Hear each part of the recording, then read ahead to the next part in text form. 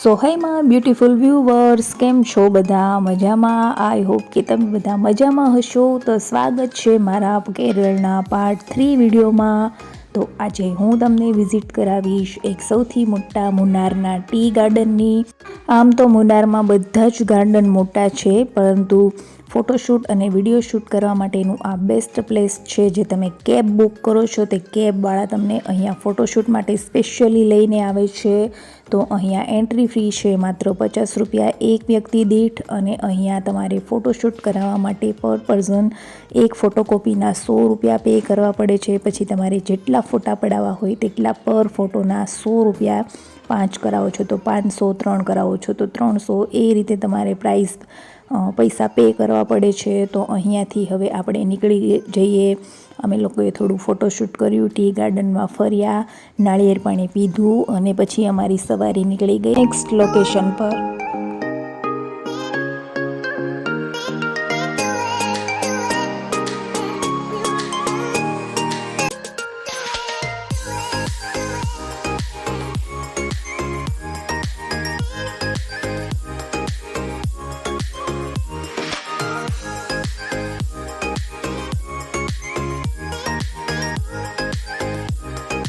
કેરળની ખૂબસૂરતી અને આ બધી ગ્રીનરી જોઈને તો શું દીવાના થઈ જઈએ છીએ યાર.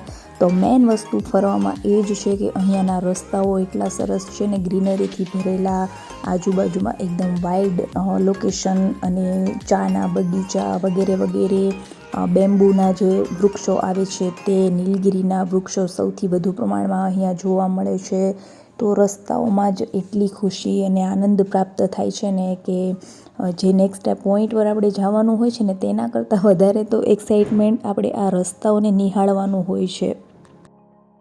તમને મંત્રમુગ્ધ કરી દે છે અને બહુ સારું ફીલ કરાવે છે. તો આ રસ્તો એટલો સુંદર હતો ને કે રસ્તા પર જ થોડી વાર ઊભા રહીને અમે લોકો ફોટોશૂટ કરી રહ્યા હતા. તો અહીંયા આ રસ્તા પર ખૂબ જ મજા આવી ગઈ હતી.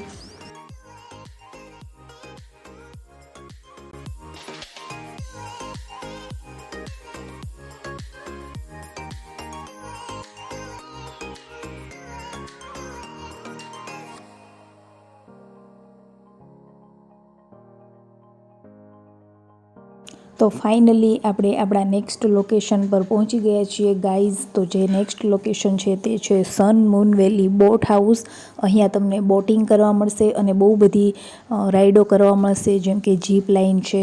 તો અહીંયા થોડીવાર ફરવાલાયક સ્થળ પણ છે. અંદર થોડું તમે વિઝિટ કરો ને તો ફન અને ગેમ ઝોન છે બધા બાળકો માટે અને મોટા લોકો માટે. તો આ પ્લેસનું નામ છે સન મૂન વેલી બોટ હાઉસ.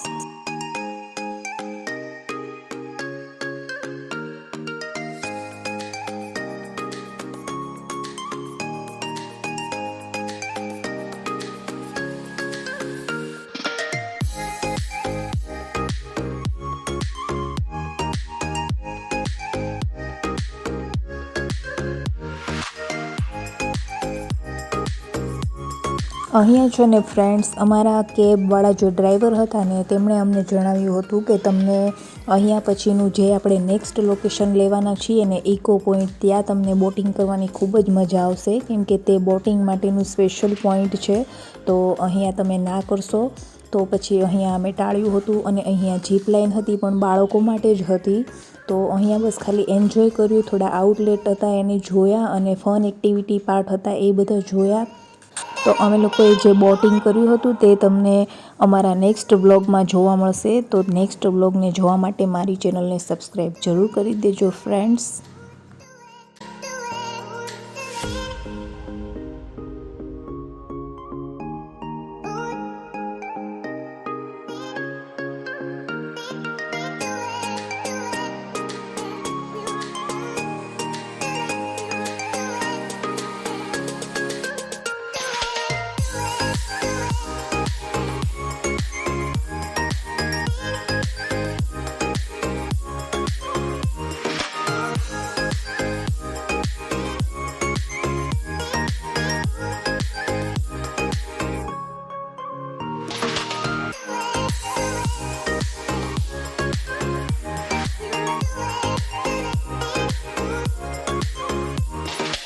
આ લોકેશન પર એક સરસ મજાનું આઉટલેટ હતું જ્યાં શોપિંગ બધી કરવામાં આવે છે. અહીંયાનું કેરલા ટ્રેડિશનના કોસ્ચ્યુમ પણ મળતા હતા.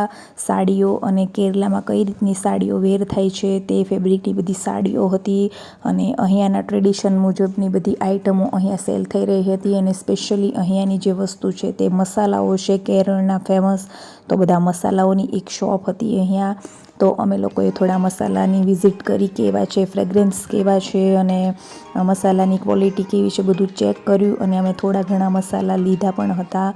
તો સરસ મજા આવી હતી અહીંયાનું આઉટલેટ જોઈને.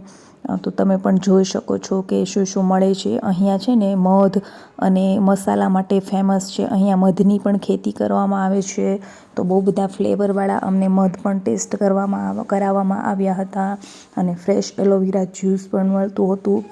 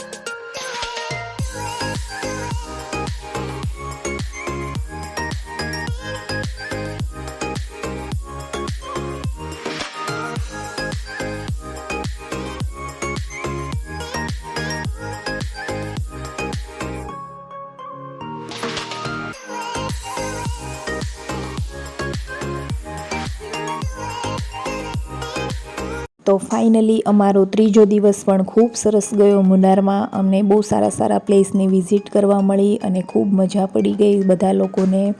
તો ફરી મળીશું નેક્સ્ટ નવા વ્લોગમાં, ચોથા ભાગમાં. તો ત્યાં સુધી આવજો ફ્રેન્ડ્સ, બાય, જય શ્રી કૃષ્ણ. ફરી મળીશું નવા વિડીયો સાથે અને નવા લોકેશન સાથે તેમજ નવા પ્લેસ સાથે. ત્યાં સુધી ચેનલમાં કનેક્ટ થયેલા રહેજો.